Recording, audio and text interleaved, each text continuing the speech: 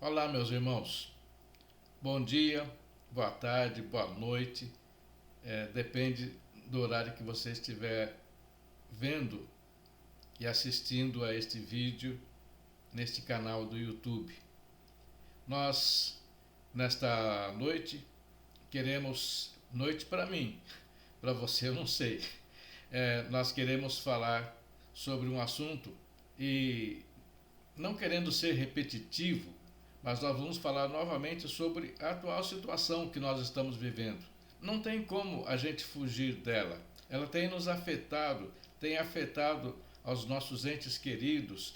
Toda semana a gente tem notícia de alguma pessoa conhecida que partiu ou que está no hospital, ou que está hospitalizada, ou que está entubada, ou que está tomando oxigênio e assim por diante. Todos nós, de certa forma, estamos sendo afetados por isso. É muito difícil alguém que não tenha nada, absolutamente nada, com tudo que está acontecendo. Mas esse não é o maior problema, queridos. O maior problema tem sido a maneira como nós temos olhado, como temos visto tudo isso. Alguns têm olhado com extremamente aterrorizado, com terror, com medo, com pavor. Outros têm um excesso de confiança que chega a ser uma imprudência. E então, comigo não vai acontecer porque eu sou bom, porque sou isso, sou aquilo, e não se cuidam. Infelizmente, muitas pessoas que diziam isso, alguns já partiram e alguns acabaram ficando enfermos, pegando este vírus e, infelizmente, ficaram muito ruins por muito tempo e alguns estão sofrendo sequelas até hoje. Então, não podemos. O vírus existe. Primeira coisa, o vírus existe, ele é realmente letal, ele é altamente contagioso, mas agora o problema não é o vírus, não é a pandemia. O problema é o que as pessoas estão fazendo a respeito disso, como as pessoas têm olhado para toda esta situação, inclusive olhado para os nossos governantes, para aqueles que têm autoridade sobre nós, e nós temos sido, nesses dias, sido divididos em pensamentos. Cada situação tem um grupo de pessoas a favor e contra. Tem os que são pró o tratamento preventivo, tem os que são contra o tratamento preventivo, tem os que defendem que tem que tomar vacina, que a vacina deve ser obrigatória, e tem aqueles que defendem que se você quer tomar a vacina, você toma. Se você não quiser, você não toma. A responsabilidade é sua. Então, mas agora já tem parlamentares ali fazendo leis para que caso você não tome a vacina, você não pode tomar uma condução, um ônibus, um metrô, não pode viajar para o exterior, não pode participar de eventos públicos e assim por diante. De certa forma, todos nós estamos sendo levados a tomar esta vacina, quer queiramos ou quer não. Mas, amados, e isso não é o único problema. O problema é a divisão que tem causado tudo isso nas famílias e nos grupos, nos colegas de trabalho, nas pessoas. Então tem a pessoa que é a favor da vacina Y, e se ela é a favor da vacina Y, então automaticamente ela concorda com o político que falou mais sobre esta vacina, seja ele qual for.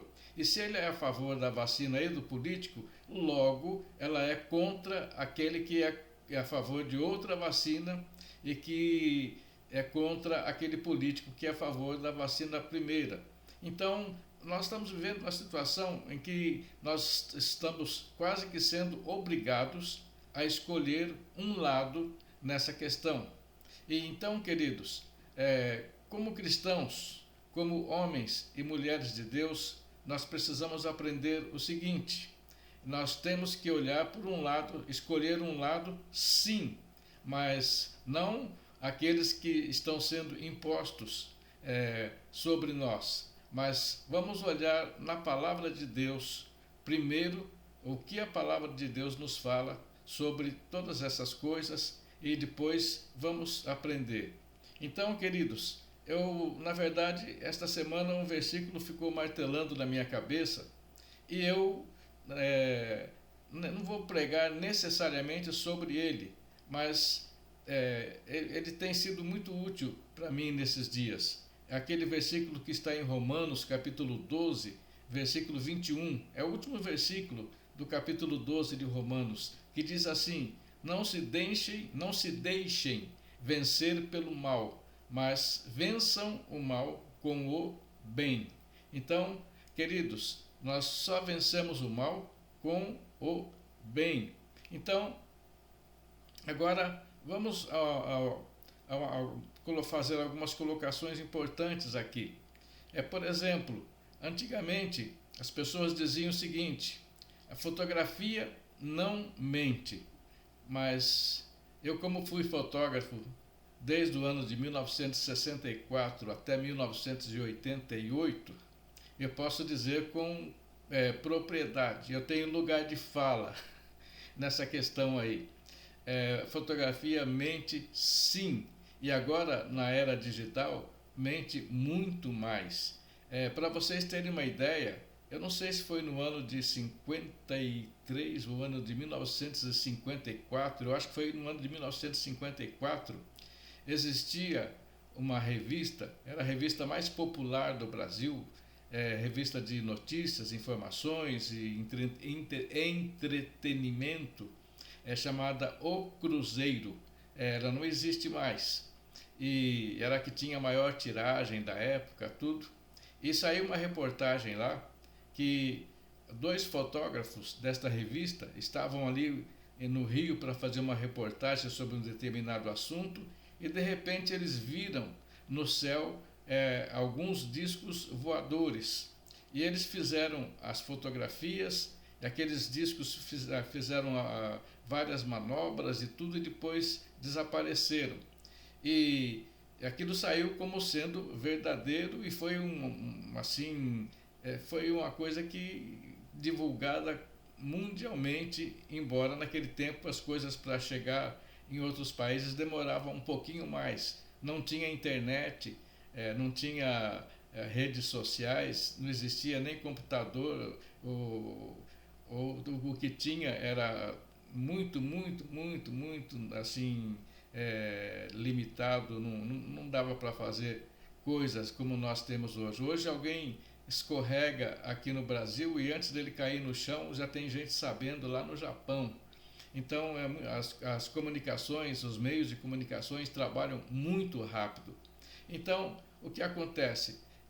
Foi assim que se tem notícia, foi a primeira grande fake news. É uma palavra muito em moda hoje, né? Foi a primeira grande fake news que nós conhecemos.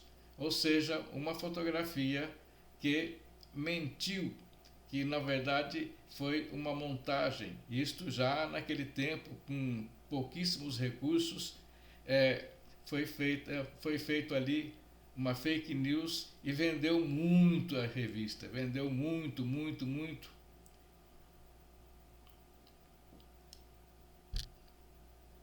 De tal forma que por muitos e muitos anos toda vez que a gente ia ver ou ler alguma coisa sobre discos voadores, lá estavam as fotos que saíram nessa revista. Mas posteriormente foi comprovado que não era verdade. Então, queridos, fotografia mente.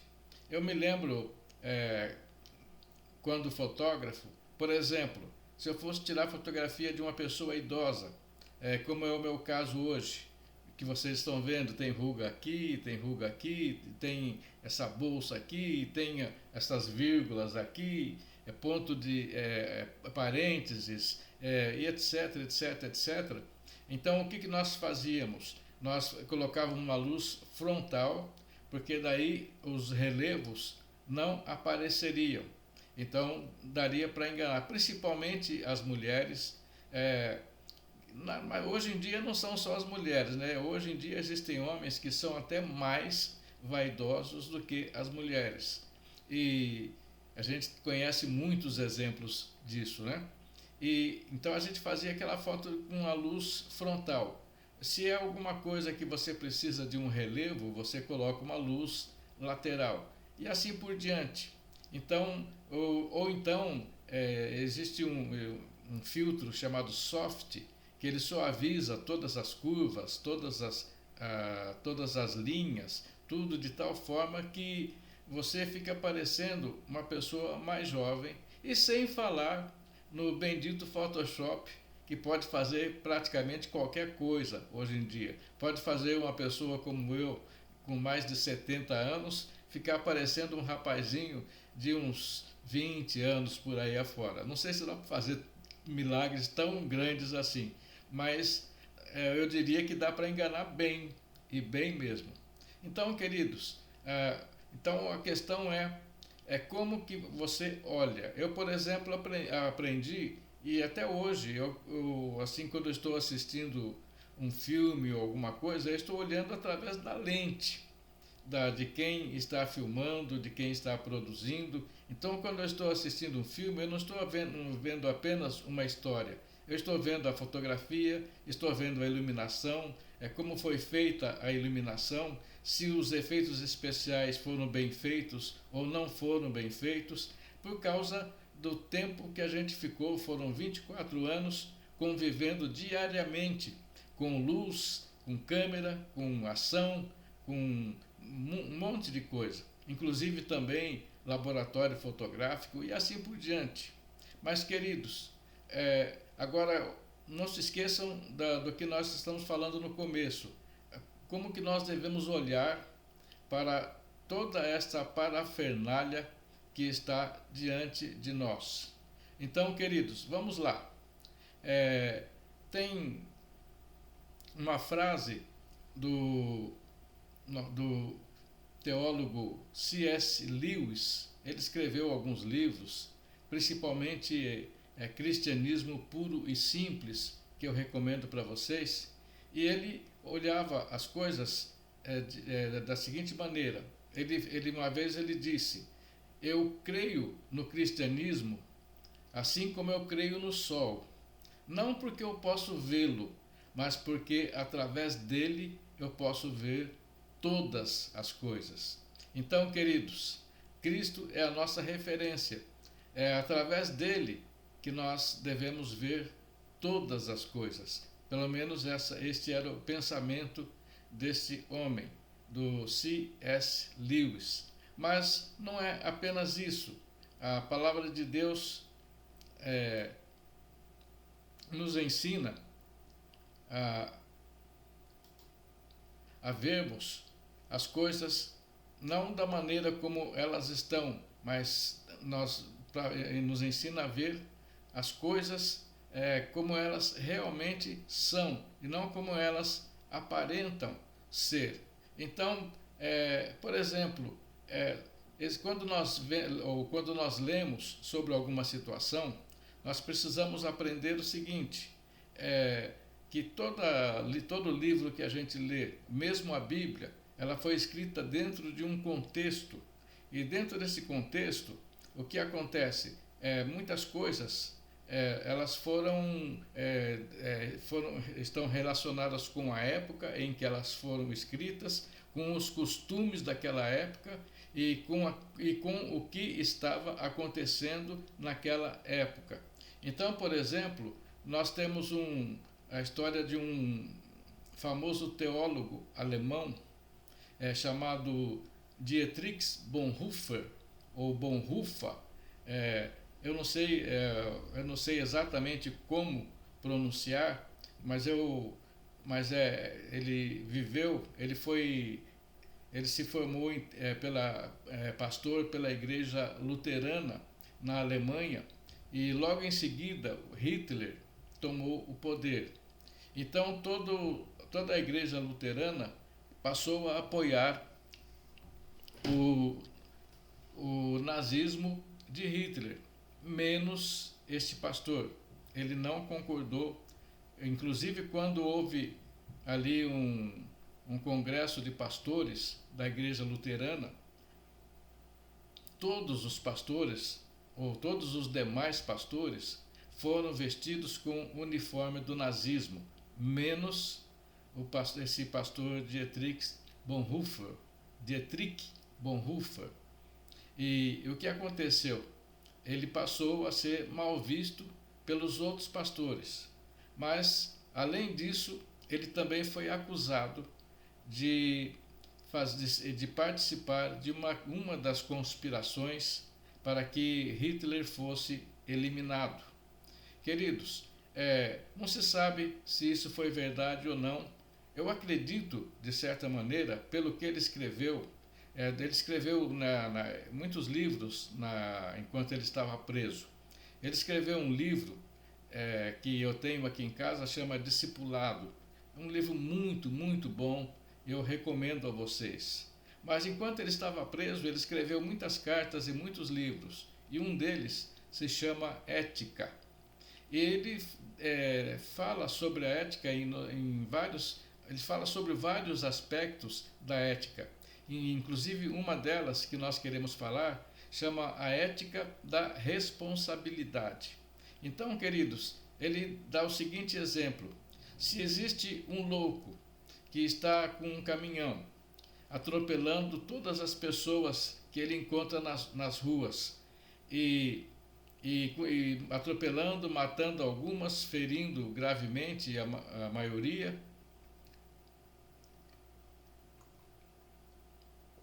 ele diz, a ética da responsabilidade, ela nos leva primeiro a parar este louco, segundo, e depois cuidar daqueles que sobreviveram, ou não simplesmente ir atrás do caminhão cuidando das pessoas que sobreviveram àquele maluco.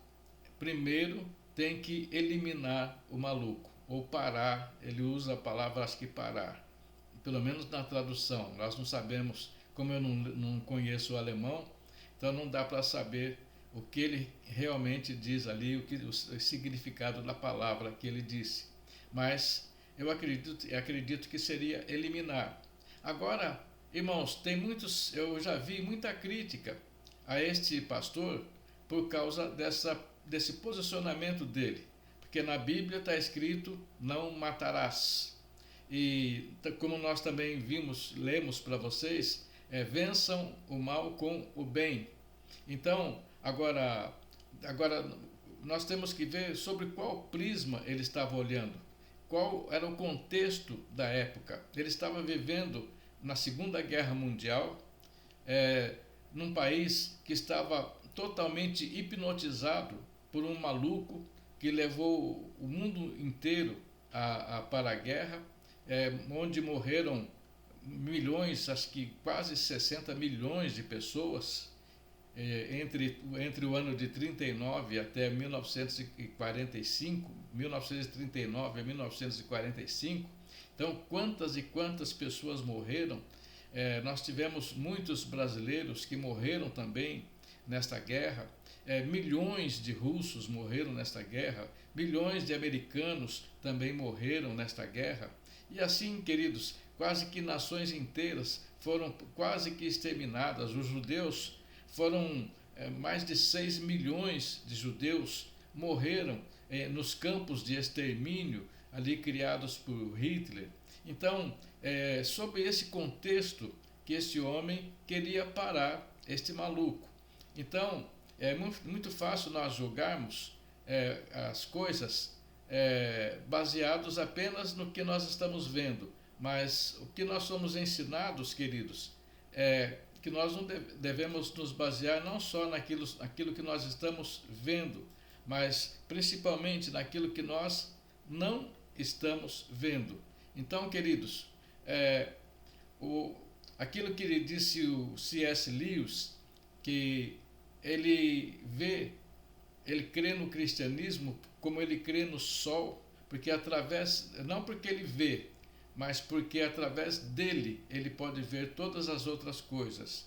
Em outras palavras, queridos, ele disse assim: uma vez tendo visto a verdade, você não pode deixar de vê-la. Ou seja, se você conhece a verdade, então este vai ser o seu prisma, esta vai ser o seu guia, este vai ser a maneira como a qual você vai se guiar, você vai ter o seu norte, a sua direção. Então, primeira coisa que nós devemos pensar: Deus tem um plano. Queridos, no meio de toda esta situação, onde você e eu quase que estamos sendo obrigados a nos posicionar a respeito de questões políticas e a respeito de questões que nós nem sequer, muitos de nós nem entendem, sobre questões médicas, sobre questão de medicina, sobre questão de medicamentos, sobre questão de farmacologia. Nós não entendemos nada disso. Nós temos que nos basear na opinião de pessoas, mas na opinião de quem? Queridos, quem está falando a verdade no meio de tudo isso daí? Então nós temos que ter muito discernimento assim de Deus a respeito desta situação. Primeiro fato que é imutável: Deus tem um plano. Deus tem um plano para você, Deus tem um plano para a minha vida também. Então, o que diz lá? Os que creem em Deus e o seguem fielmente confiam que Ele tem um plano claro e específico para cada aspecto da sua vida. Porque diz assim, lá em Jeremias 29:11: porque sou eu que conheço os planos que tenho para vocês, diz o Senhor, planos de fazê-los prosperar e não lhes causar danos, planos de dar-lhes esperança e um futuro. Então, queridos, Jeremias 29:11, Deus fala: eu sei o que eu penso a respeito de vocês. Eu sei os planos que eu tenho para vocês. É plano para que vocês sejam prósperos, planos para que vocês prosperem, planos para que vocês não sejam felizes, planos para que vocês sejam pessoas de bem, planos em que vai dar a vocês esperança e um futuro. Então, queridos, primeira coisa, Deus tem um plano. Segunda coisa, Deus está no controle. Deus está no controle. Mas, pastor, como é que Deus está no controle no meio de uma bagunça dessa? Sim, queridos, Deus está no controle. Mesmo em tempos de desesperadores, aparentemente sem esperanças, Deus ainda está trabalhando ativamente para cumprir o seu propósito em favor dos melhores interesses do seu povo. Ou seja, no meio de tudo isso, Deus está trabalhando.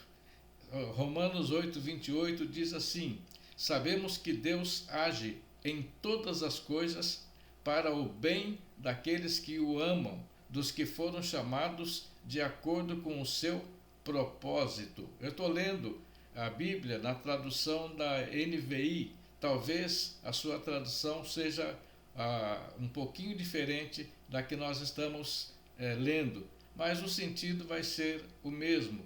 Então, queridos, Deus tem um plano, Deus está no controle. E outra coisa que também é muito, muito importante: Deus sabe o que é melhor. Então, nós podemos traçar estratégias. Aliás, em matéria de traçar estratégias, esses últimos 2 anos têm frustrado muitos pastores. Sempre no começo de cada ano, alguns, eu nunca fiz isso, não condeno aqueles que fazem, que fizeram e talvez ainda fazem, estabelecer uma meta ou um propósito ou uma palavra-chave para aquele ano. Então, tem muitas pessoas que vêm para o Evangelho e vêm para o Senhor, mas elas vêm com o coração cheio de expectativa, quando na verdade, queridos, o que Deus nos dá e que Deus sempre, Deus não tem nenhum compromisso com as nossas expectativas, nem com a minha e nem com a sua. Ah, pastor, então por que ele pede para nós orarmos o tempo todo, para orar sem cessar? Por que Deus diz que tudo quanto pedirdes em oração, crendo que o recebestes, assim será? Por que então lá em Mateus 7,7 diz: pedi e dar-se-vos-á, buscai e encontrarei, batei e abrir-se-vos-á? Então, essa palavra inclusive dá a ideia de que nós devemos pedir, buscar e bater, ou seja, da ideia de insistência, da ideia de que nós devemos ir diante de Deus com uma expectativa, mas não esmorecer, ficar firme até que aquela expectativa nossa seja cumprida. Mas, queridos, nem sempre isso vai acontecer. Se você e eu pedirmos, buscarmos e batermos, o que vai acontecer? Deus pode, talvez, não cumprir ou compactuar com a nossa expectativa, porque muitas vezes a nossa expectativa não é a expectativa de Deus sobre nós, mas é uma expectativa humana e natural, no sentido de conseguir alguma coisa material, alguma coisa que vai perecer, alguma coisa que não vai permanecer. Mas o que acontece se você pedir, buscar e bater? O que vai acontecer? O Senhor, ele vai, ao invés de nos dar uma expectativa, ele vai nos dar uma perspectiva.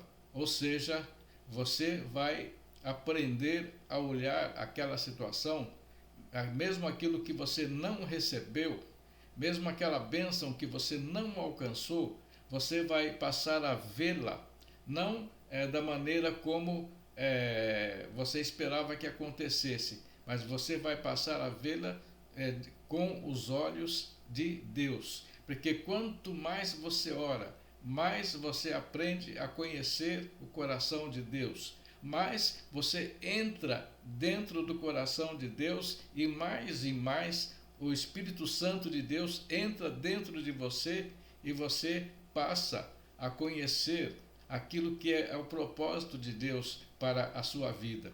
Então, queridos, no meio deste fogo cruzado que nós estamos vivendo, então o que acontece? Lá no livro de Provérbios, capítulo 16, versículo 9, diz assim: em seu coração o homem planeja, mas o Senhor determina os seus passos. Então, o homem planeja, o homem faz planos, o homem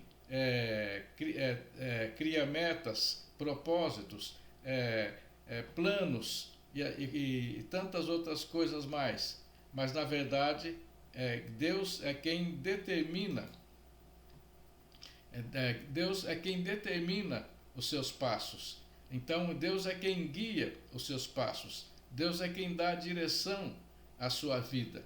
Então, o que nós devemos fazer nesses dias? Qual é o plano e o propósito de Deus para a sua vida? Então, queridos, é como nós vimos desde o começo. Desculpa, eu não estou muito bem acomodado aqui. Agora parece que melhorou. Vamos lá. Então, como que você tem encarado tudo isso? Com que olhos você tem olhado toda esta situação que nós estamos vivendo? E, queridos, ainda é uma situação grave. E uma situação que a gente achava que demoraria ali para a gente passar uns 2, 3 meses no máximo. E nós estamos no nosso segundo ano. E já estamos no mês de abril, então já faz 1 ano e 1 mês que nós estamos dentro desta situação.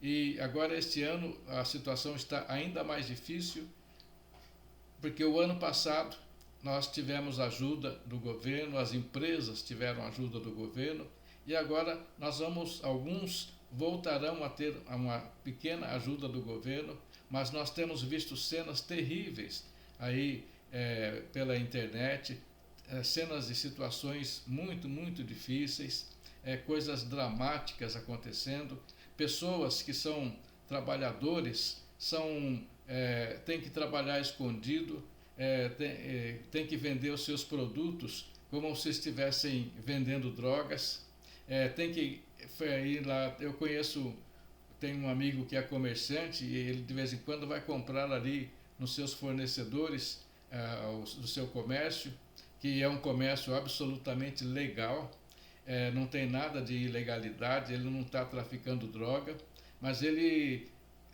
a pessoa abre a porta, ele entra, a pessoa fecha a porta, é como se estivesse vendendo coisas ilegais e coisas que vão fazer mal para as pessoas. Então, as pessoas de bem e as pessoas que querem trabalhar muitas vezes apanham na rua. Já vi um homem que é cardíaco, ele foi ali, ele tinha uma banquinha de frutas e ali veio a polícia, derrubou tudo, jogou tudo no chão e ele ficou muito nervoso, ele era cardíaco e ficou muito bravo. A polícia o agarrou, o jogou no chão e a esposa gritando desesperadamente para não fazer isso porque ele era cardíaco, e ele foi algemado. E depois que a polícia algemou, quando terminou de algemar, ele já estava morto. Então, situações assim nós temos visto acontecer. Então, queridos, nós temos no nosso país, tudo parece que tudo está desarrumado, os poderes dali estão assim complicados. O nosso Supremo Tribunal Federal não tem agido da maneira como deveria agir, mas tem agido muito mais como um partido político. De repente, o ladrão, o bandido, aquele que rouba, de repente ele é tratado como uma pessoa inocente, e aquele que o prendeu passa a ser o bandido. Então, os valores estão todos invertidos e, infelizmente, queridos, tem muita gente que olha para tudo isso e toma um lado, e a nossa grande imprensa, infelizmente, está quase que todos os dias, assim, de forma, às vezes de forma dissimulada e às vezes de forma bem clara, bem definida, falando para você que aquela pessoa não era ladrão, não, ele era, na verdade, inocente mesmo, que o culpado é quem o prendeu. Mesmo que foram recuperados 5 bilhões de dólares que foram roubados do nosso país, foram roubados de você e de mim, mas mesmo assim o ladrão é inocente, o culpado é quem o prendeu, porque foi hackeado o celular de um deles e através de uma prova ilegal, então o que era culpado passou a ser não ser mais culpado. O que era condenado passou a ser um ex-condenado, um ex-ladrão, um ex-corrupto. Então, queridos, nós temos que aprender a não deixar o nosso coração se envolver nessas questões, mas olhar com os olhos de Deus. Porque a verdade, como eu já disse para vocês, que não é uma questão aqui do Brasil.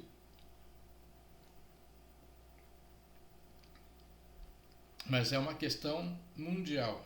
No mundo todo, nós estamos vendo coisas muito estranhas acontecendo.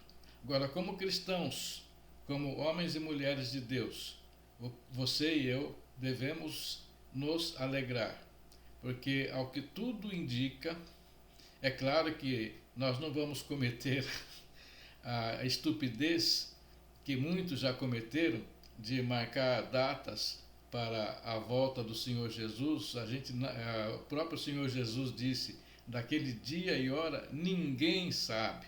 Então eu não sei e ninguém sabe, mas nós estamos percebendo que aquilo que está acontecendo nos nossos dias nunca aconteceu antes. Então, é possível, sim, que a nossa partida desta vida esteja muito próxima. Não só a minha, que eu já tenho bastante, já tenho um pouco mais de idade, mas aqueles também que são jovens, aqueles que são cristãos, que amam o Senhor e que amam a volta do Senhor, também, no meio de toda esta balbúrdia, devem se alegrar, ao invés de se desesperar, e crer e declarar no seu coração: Maranata, vem, Senhor Jesus. Que Deus te abençoe, querido, e que você tenha uma excelente semana, em nome de Jesus. Amém. Você seja muito, muito, muito abençoado esta semana, e a semana que vem, se Deus permitir, estaremos de volta. Em nome de Jesus. Fica na paz.